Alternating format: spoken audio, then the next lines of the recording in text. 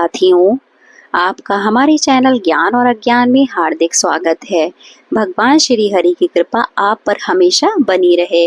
वैशाख पूर्णिमा व्रत जो कि 12 मई दिन सोमवार के दिन रखा जाएगा, इसके लिए कथा पढ़ना अनिवार्य है। व्रत में कथा पढ़ने से आपके सभी कष्ट दूर होते हैं और आपको व्रत का असली मतलब पता चलता है कि यह व्रत किस लिए, किस भगवान को पूजित के लिए रखा जा रहा है और इस व्रत में आप किस विधि से पूजा करेंगे, पाठ करेंगे और भगवान का अर्चना करेंगे।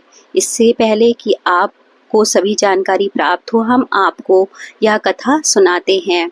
एक दिन वैशाख पूर्णिमा की पौराणिक कथा के अनुसार एक नगर में धनेश्वर नामक ब्राह्मण अपनी पत्नी सुशीला के साथ रहता था। उसके जीवन में धन धान्य किसी चीज की कभी कोई कमी नहीं थी, लेकिन फिर भी वह दुखी रहता था। उसके दुख का कारण उसकी कोई संतान ना होना था। एक बार उस नगर में एक साधु महात्मा आए जो आसपास के सभी घरों में भिक्षा मांगकर अपना जीवन यापन करते थे, लेकिन वह साधु धनेश्वर ब्राह्मण के घर से भिक्षा मांगने कभी नहीं जाते थे। साधु के इस बर्ताव को देखकर सुशीला और धनेश्वर बहुत दुखी हुए। एक दिन उन्होंने साधु से पूछा कि आप सभी घरों से भिक्षा लेते हैं, लेकिन हमारे घर से नहीं लेते हैं। ऐसा क्यों साधु महाराज? क्या हमसे कोई अपराध हुआ है? तब साधु ने जवाब दिया कि तुम निसंतान हो, ऐसे में तुम्हारे घर से भिक्षा लेना पापियों के अन्न के समान होगा और मैं कभी भी पाप का भागीदार नहीं बनना चाहता। इसलिए बस यही कारण है कि मैं तुम्हारे घर से भिक्षा नहीं लेता हूँ। यह सुनकर धनेश्वर बहुत दुखी हुआ और लेकिन अपने साधु महाराज से इस दुख से मुक्ति पाने का उपाय पूछा।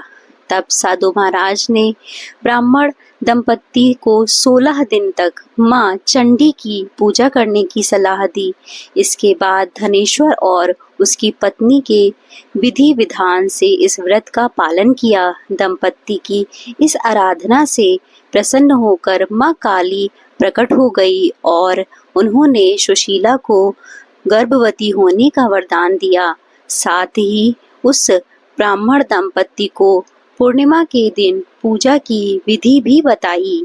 माता ने पूर्णिमा की विधि बताते हुए कहा कि प्रत्येक पूर्णिमा के दिन दीपक जलाना, सभी पूर्णिमा को दीपक की संख्या बढ़ाते जाना। ऐसा तब तक करना जब तक 32 दीपक ना हो जाए।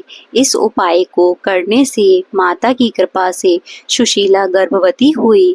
फलस्वरूप दंपति के घर में एक पुत्र के ने जन्म लिया, जिसका नाम देवदास रखा गया। देवदास बड़ी होने के बाद दिव्य ग्रहण करने के लिए काशी गया, जहां उसका धोखे से विवाह हो गया। जब देवदास ने बताया कि वह अल्पायु है, फिर भी उसका जबरदस्ती शादी करा दी गई, लेकिन यह काल देवदास का प्राण लेने आया, तब वो उसे ना मार सका। इसके बाद जब काल ने यमराज को जाकर बताया कि वह देवदास के प्राण लेने में असमर्थ है, तब यमराज इसकी वजह जानने के लिए भगवान शिव और माता पार्वती के पास गए।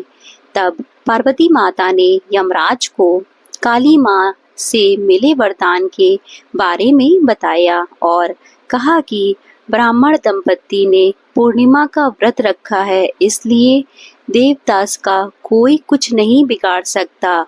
इस तरह से पूर्णिमा का व्रत का महत्व बढ़ता चला गया। वैशाख पूर्णिमा की हिंदू धर्म में विशेष मान्यता है। यह सिद्धि विनायक पूर्णिमा या सत्य विनायक पूर्णिमा के नाम से भी विख्यात है। इतना ही नहीं, इस दिन भगवान बुद्ध का जन्म हुआ था। इस दिन भगवान विष्णु और माता लक्ष्मी की उपासना की जाती है। वैशाख पूर्णिमा के दिन पूजा पाठ, स्नान, दान और भोग लगाने का विशेष महत्व बताया गया है। ऐसी मान्यता है कि भगवान विष्णु और माता लक्ष्मी को उनके प्रिय भोग लगाने से घर में सौभाग्य और समृद्धि का आगमन होता है। इस साल वैशाख पूर्णिमा जो पड़ रही है वह सोमवार को है। ऐसे में यहाँ हम आपके लिए 2 ऐसे भोग बताए गए हैं जो भगवान को अति प्रिय हैं।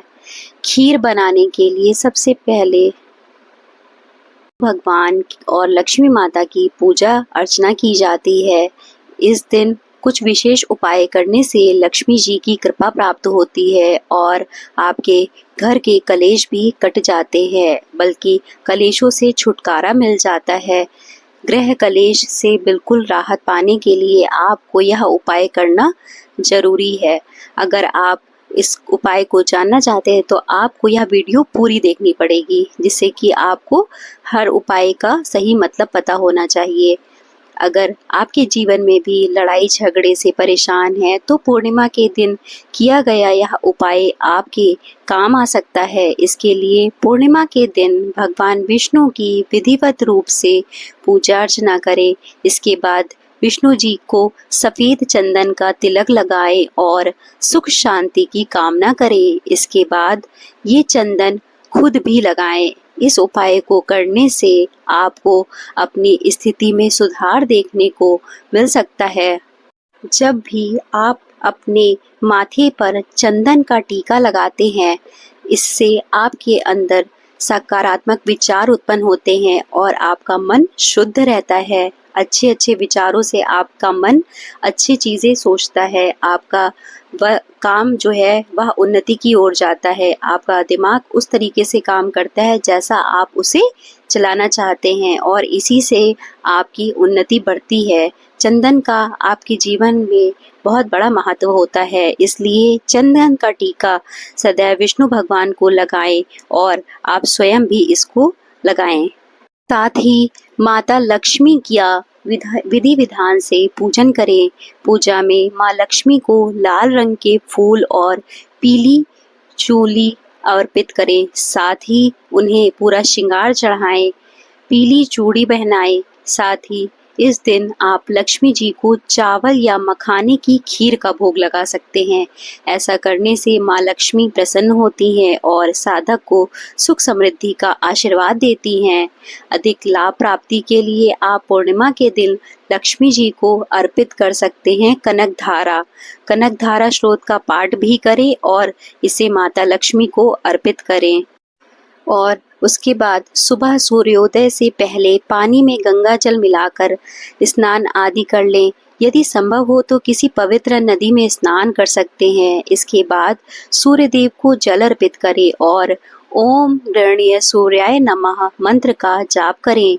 एक चौकी पर साफ लाल कपड़ा बिछाएं और भगवान विष्णु और माता लक्ष्मी की प्रतिमा या मूर्ति स्थापित करें। इसके बाद पूजा में अपनी श्रद्धा के अनुसार धूप, दीप, नैवेद्य आदि अर्पित करें। पूजा में पंचामृत, केला और पंजीरी का भोग लगाएं।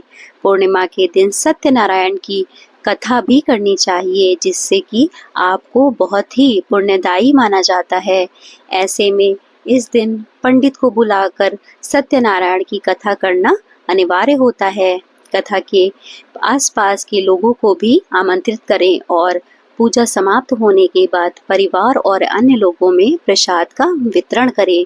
जब भी आप कोई कथा अपने घर पर कराते हैं तो उससे घर की शुद्धि हो जाती है और नकारात्मक ऊर्जाएं सब निकल जाती हैं। इसलिए समय समय पर घर में पूजा पाठ कराते रहना चाहिए। धन्यवाद।